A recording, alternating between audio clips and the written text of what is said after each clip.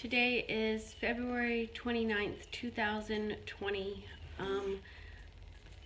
I just found out yesterday that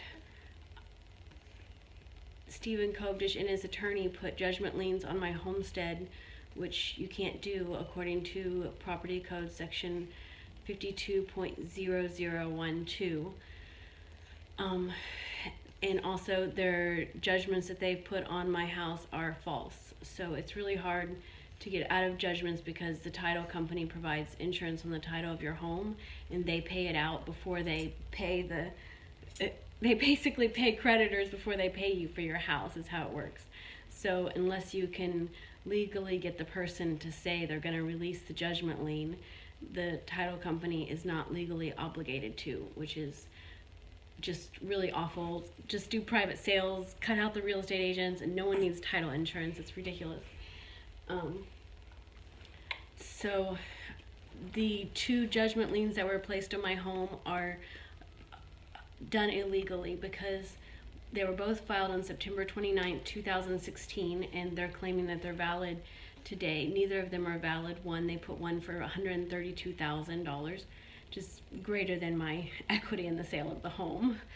So basically it'd be like I lose my home, which I was selling to pay for attorney's fees, and it all goes to the other party for attorney's fees that were never awarded. Those attorney's fees were awarded as potential future attorney's fees if I did not come back and give up my baby to a man, sole custody, where I'd have no contact with him. Just listen to that part. That's the crazy part, that they were going to give those attorney's fees to him if I didn't comply with the state. Basically, give up your child or we will punish you forever. And if you can't pay the fees, we'll put you in jail, which is also illegal, but has been done to me. Those fees, since I came back and complied with the court order, those fees were never awarded, so they can't be enforced. Yet Kathleen Coble is so duplicitous, and Stephen Kobdish, that they have put that on there, and they are in contact with my title company saying that they're owed that money. There we go. It's false. It was temporary orders. Basically, if you don't know law, if you do know law, you get it. But if you don't know law, it's basically like saying, if I do this work for you, then you would have to pay me. But since the work was never done, you don't have to pay me. That's the sort of thing. But they're saying the work was never done, but you still have to pay me. The other one is $36,000.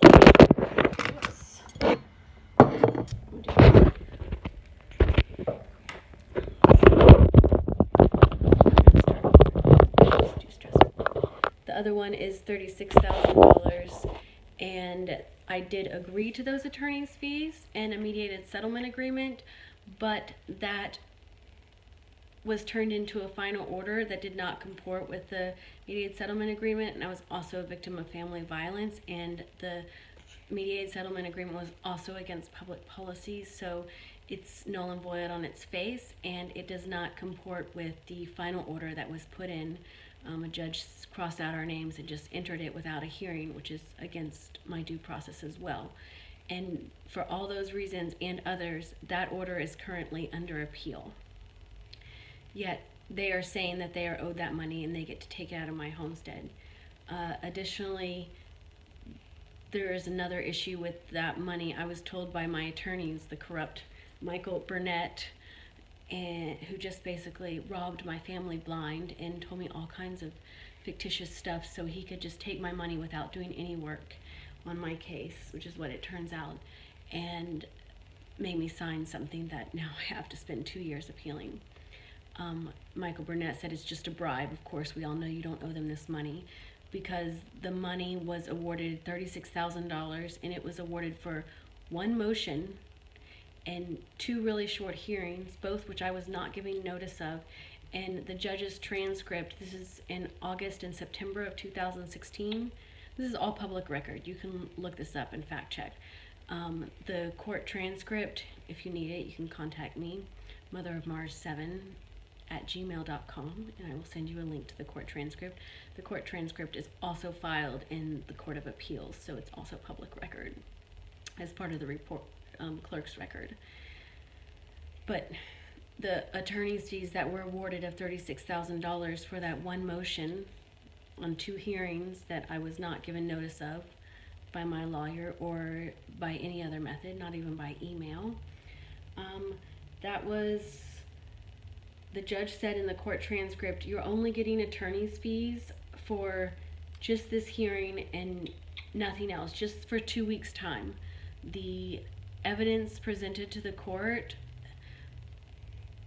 in exhibits show that the $36,000 was incurred over a period of over 8 months, when even initially when this man was defending himself against the AG's office and claiming not to be the father of my child. And during a whole time I'm completely innocent, and he's just going after me and paying a very expensive lawyer, 3 lawyers actually, $500 to $650 an hour. And it wasn't covering that 2 weeks time, a time when he's just going after me to try to take my son away, who he had no interest in before he had attorney's fees. And the judge specifically says over and over that you're not getting child attorney's fees for all this time, just this 2 weeks, just the 2 weeks when she was gone and or didn't follow the order. And the exhibits show that they had attorney's fees for an entire 8-month period, and the judge, he didn't bother to look at the exhibits and look at the order. He just signed the order without looking at all the evidence, and that was his bad, and it was duplicitous of Kathleen Coble and Stephen Kobdish to put that in. So technically I don't owe him that money either, because it's under appeal. And this is an example of financial abuse, abuse by proxy, abuse through the system. It's robbing me of any financial resources that I shouldn't even have to spend to see my son. I shouldn't have to lose my home to